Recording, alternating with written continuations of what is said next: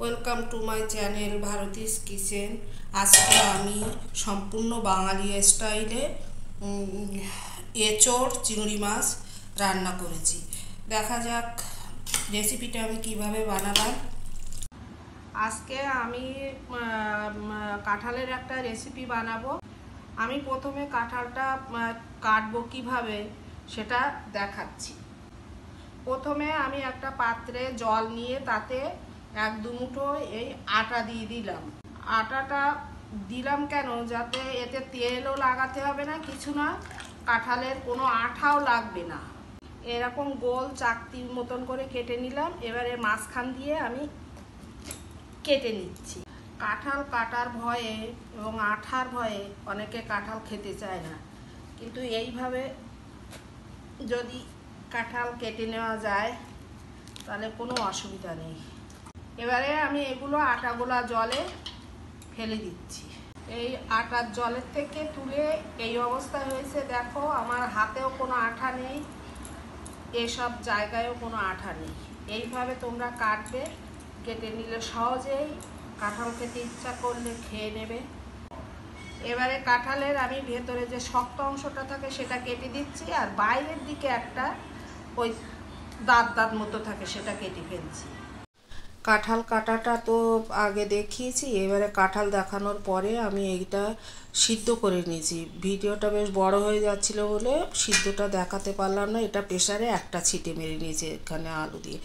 আর এর সঙ্গে আমি নিয়েছি চুইয়ের ডাঁটা, এটাও সিদ্ধ করে নেওয়া। কাঁঠাল দিয়ে আর চিংড়ি মাছ দিয়ে রান্না হবে। এটা আমি ধুয়ে ভালো করে নুন হলুদ মাখিয়ে রেখেছি। কাঁঠাল রান্নার জন্য এখানে আমি পেঁয়াজ কেটে নিয়েছি, একটু রসুন নিয়েছি প্রায় 1 চামচ মতো, আদা বাটা 1 চামচ মতো, 2টো টমেটো, 3টে তেজপাতা, আর শুকনো লঙ্কা 4টে-5টা নিয়েছি, আর 1 চামচ জিরে গোটা। চিংড়ি মাছটা ভাজার জন্যে আমি কড়াইতে তেল দিয়ে দিচ্ছি। চিংড়ি মাছটা দিয়ে দিলাম। চিংড়ি মাছ বেশি ভাজবো না, বেশি ভাজলে শক্ত হয়ে যাবে। এই চিংড়ি মাছগুলো ভাজা হয়ে গেছে। মাছগুলো এবার তুলে নিচ্ছি। আর একটু তেল দিয়ে দিচ্ছি। অল্প তেলে কাঁঠাল রান্না না করাই ভালো, একটু তেল বেশি দিলে ভালো লাগে। এখানে আমি ওই শুকনো লঙ্কাগুলো ফোড়ন দিয়ে দিলাম, দিয়ে দিচ্ছি ওই জিরেটা, দিয়ে দিচ্ছি তেজপাতা। এটা একটু লাল লাল হয়ে আসলে পেঁয়াজ দেবো। এই রসুনটা দিয়ে দিচ্ছি, কারণ রসুনটা আগে দিলে রসুনের একটা গন্ধ ছাড়ে। পেঁয়াজটা দিয়ে দিচ্ছি। এইভাবে ভাজা ভাজা হবে, তারপরে অন্য মশলাগুলো দিতে থাকবো। আচ্ছা, কসুরি মেথি একটু হাতে ডলে দিচ্ছি। আগেও বলেছি কসুরি মেথি শরীরের পক্ষে খুবই ভালো, এটা মাছ মাংসের তরকারিতে দেওয়া যায়। এবার মশলাগুলো একটু ভাজা ভাজা হয়ে গেছে, টমেটোগুলো দিয়ে দিচ্ছি,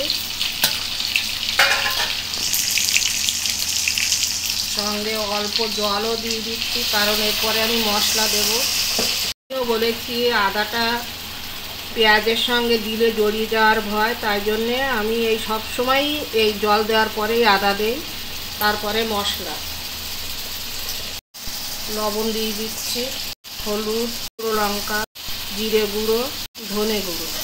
এবার মশলাটা ভালো করে কষাবো। তেল ছাড়লে তারপরে এঁচোড় দেবো। মশলাটা তেল ছেড়ে দিয়েছে, আলুগুলো দিয়ে দিচ্ছি, এঁচোড় কষিয়ে নেবো ভালো করে। চিংড়ি মাছগুলো দিয়ে দিচ্ছি, এর সঙ্গে কষাবো। একটু গরম মশলা দিয়ে দিচ্ছি, পরে দিলে গরম মশলার গন্ধটা আসে, ওই জন্যে। আগে দেখুন, গরম জলটা দিয়ে দিচ্ছি।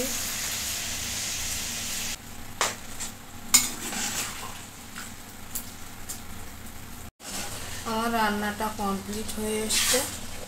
এবার একটু ঘি দিয়ে দেব। এবার আমি একটু ঘি দিয়ে দিচ্ছি। এবার নামিয়ে নেব। রান্না শেষ।